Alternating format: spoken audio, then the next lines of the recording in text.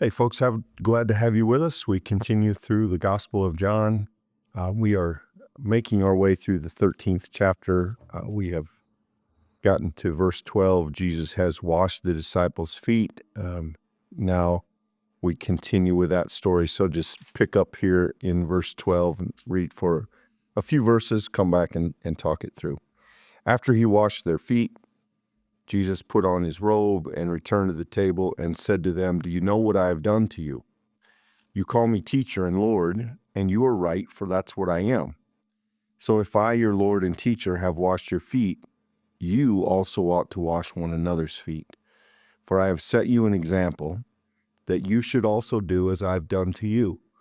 I tell you the truth, servants are not greater than their master, nor are messengers greater than the ones who send them. If you know these things, you are blessed if you do them. I'm not speaking of all of you. I know whom I've chosen, but it is to fulfill the scripture. The one who ate my bread has lifted his heel against me. I tell you this now, before it occurs, so that when it does occur, you may believe that I am he. Very truly, I tell you, whoever receives one whom I send receives me, and whoever receives me receives him who sent me."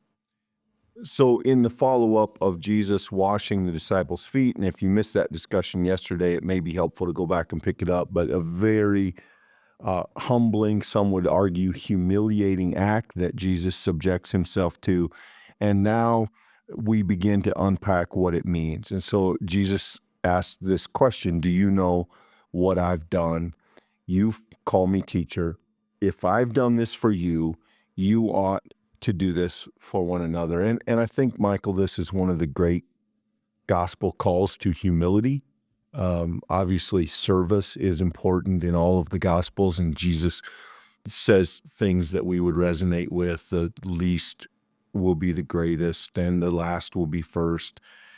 Here, Jesus lives that out, this kind of visual lesson that he's set before the disciples. If I've done this for you, then you ought to follow my example, and you ought to do this for one another. And while we every week in worship talk about what it means to follow Jesus, I think this is such a visible example of it and such a clear takeaway. I think this is one of the great passages that kind of sets a compass point for Christians to live up to, maybe tongue in cheek, you could even say live down to, a humility and a service exemplified by Jesus' acts here. And it's a pretty clear takeaway. It is clear, and I think that in a way, Clint, that this text actually provides a really important sort of voice inside the faith, because we are always tempted, I think, to invert the order of the kingdom as Jesus teaches it. We're always tempted to find ourselves lifted up, and maybe we don't even do that in a self-referential way. But there are some traditions, even in Christianity, where the idea of pursuing a sinless life, or pursuing greater humility, pursuing greater honesty and transparency, these kinds of things, that sometimes it has the temptation for Christians of building them up to make them haughty or prideful about something that they imagine they've achieved. And I think what Jesus does in a text like this is demonstrate the different value system of the kingdom that Christians are called to live within, and how our ordering and structure and meeting is actually different than the world in which we live. And I want to just point out, note the way that Jesus teaches this is with a spiritual practice.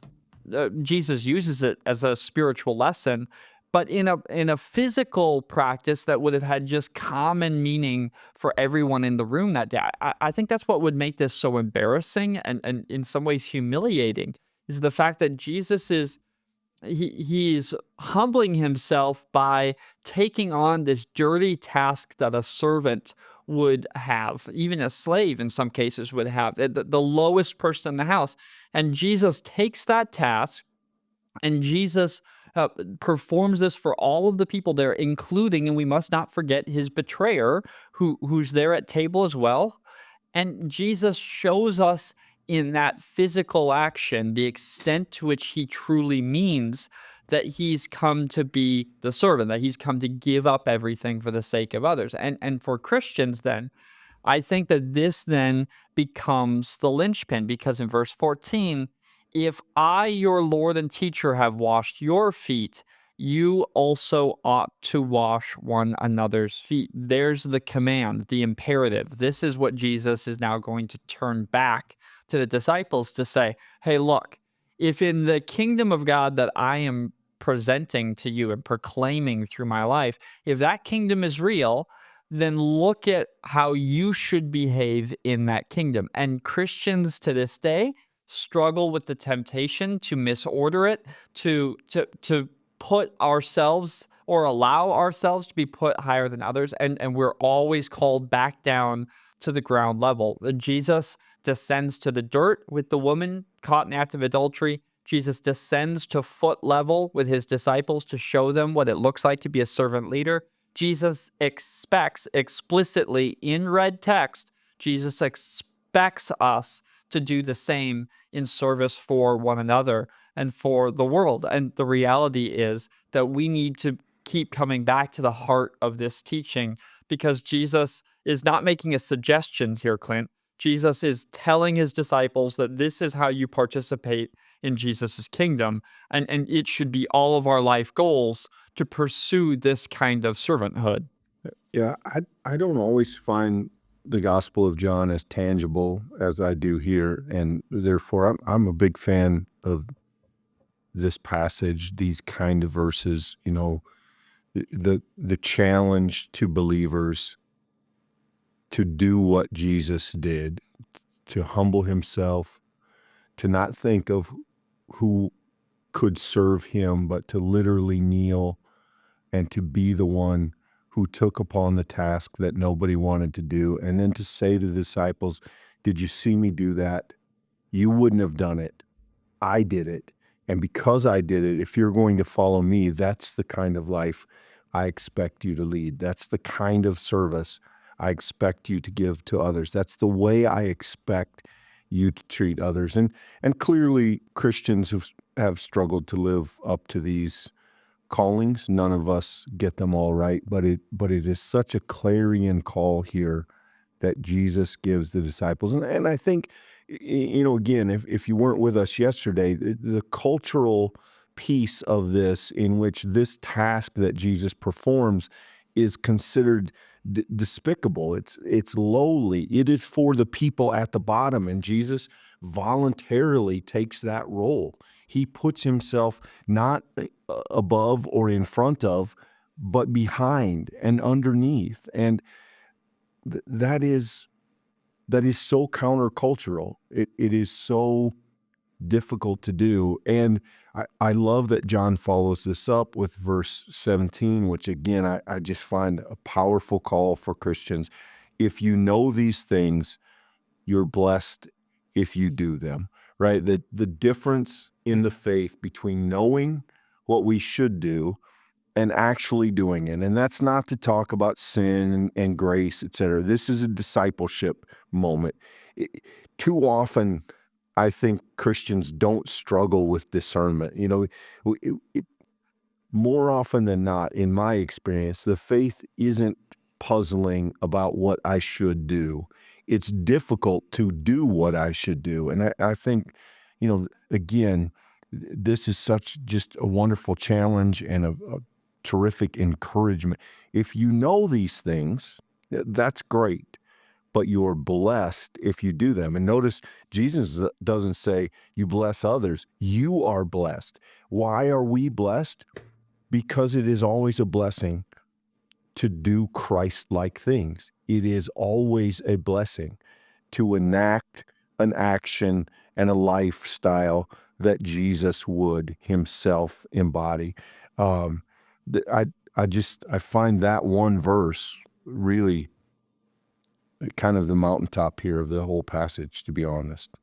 The fact that it continues to go on, I think, in John is such stereotypical Johannine storytelling too. If verse 18, I'm not speaking of all of you. I know who I've chosen to fulfill the scripture. The one who ate my bread has lifted his heel against me. We never are far from John. To the omniscience is the big word, that the fact that Jesus knows everything, right? That Jesus is always aware. And I think that it's texts like this that remind us that Jesus in John is always in control. Jesus is always aware of what's happening. He's always aware of who's in the room, and the multi-layered level of teachings that he's giving, and who's misunderstanding it. And I think what's striking about this comparison that's being made is when Jesus here in verse 17 says, if you know these things, you are blessed if you do them.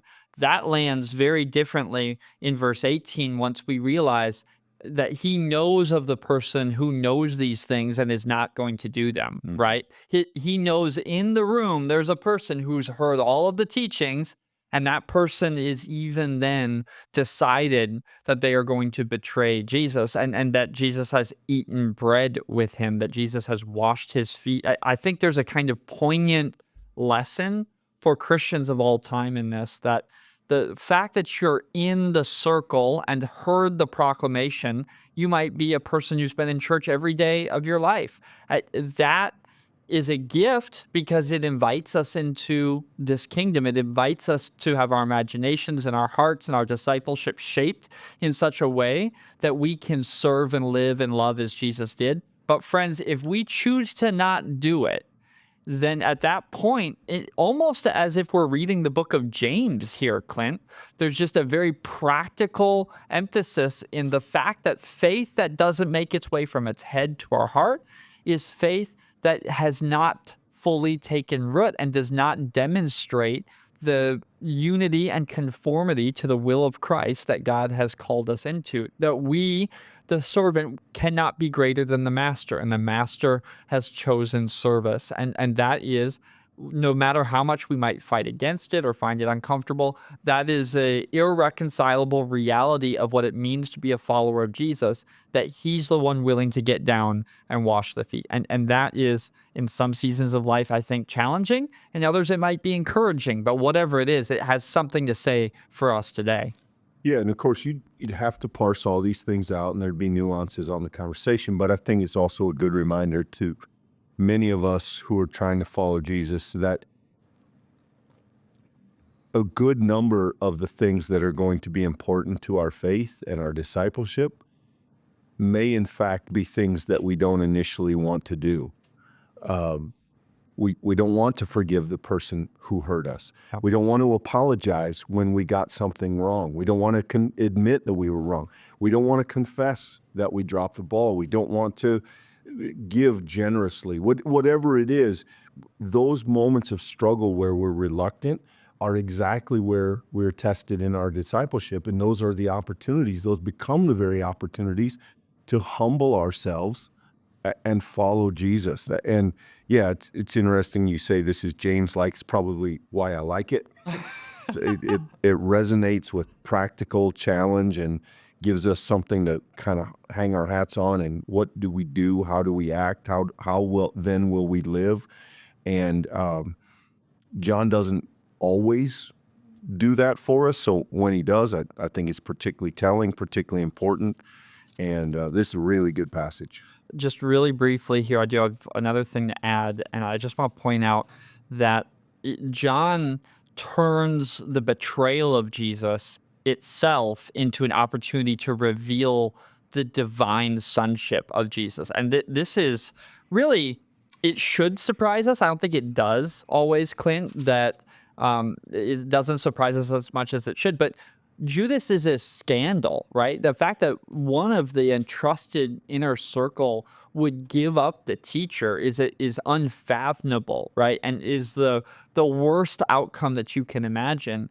And yet John, as John tells the story, verse 19, I tell you this now before the curse, so that when it does occur, you may believe that I'm he. In other words, John is saying, when Judas betrays me, I'm telling you right now that it's going to happen, so that when it happens, it's another sign, it's another thing that gives witness to the reality of who Jesus is. Even the betrayal itself is in the book of John evidence of the truth of who Jesus is because of Jesus's ability to understand and to teach. And the final word I have for you is this last verse. Whoever receives one whom I send receives me, and whoever receives me receives him who sent me. That this is an unbelievably powerful statement in the Gospel of John, because this book is intended from start to finish to be the travel manual that those who are sent to witness to Jesus will give to other people. It's an amazing promise to every generation of the church that though we don't have Jesus sitting at the room with us at this moment in the physical flesh, we, because we continue to pass the faith from one generation to the next, that baton of faith and worship and service, because we continue to do that, we are receiving Christ, because spiritually and mysteriously by the power of the Spirit, he's alive and at work in us. This is a beautiful image in the Gospel of John, because I think it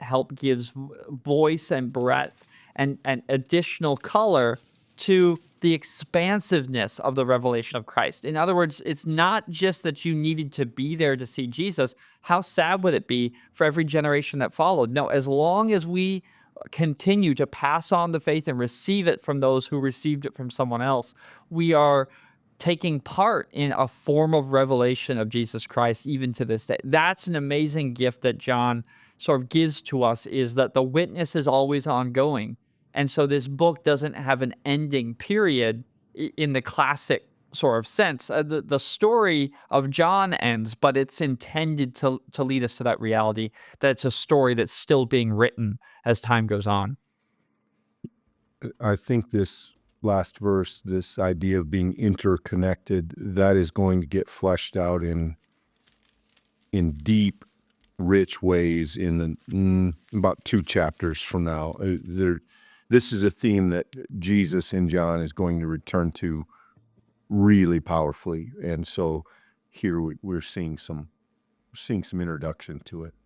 That brings us to the end of our conversation here today. Just a word of note for all of you who've made it thus far. If you found this conversation helpful, do give it a like. It'll help others, and hopefully they'll find it helpful. Subscribe so you can stick with us on studies like this. And that brings us to the note that do subscribe, because we are going to be off tomorrow and Monday. So if you're following along live on this study, we will be back next Tuesday, and we will look forward to going through the Gospel of John with you then. Until then, be blessed. Thanks, everybody.